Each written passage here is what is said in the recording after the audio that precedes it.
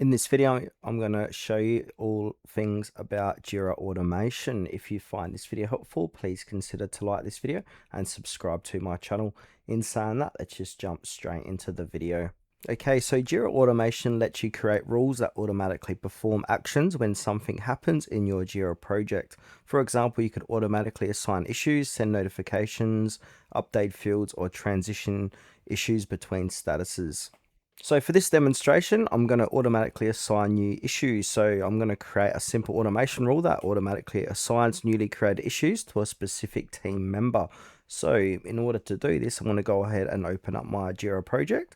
So we need to log into our Jira using our user credentials. Then from here, you want to go ahead and look for project settings or automation on the top right after you've selected your project. So click on automation and then we want to click on create automation. Now we should be inside the automation zone here. So we've got a little run through of how to do this. So you can go ahead and explore the changes if you want. I'm just going to close this for now. Now to the right here, it's going to say here, let's create your first flow. So flows allow you to automate repetitive tasks. Each flow is made by combining different steps. So click on add trigger, or we can add a condition, add a branch, or add an action. So we can skip this tour. And now I'm going to go ahead and add a trigger.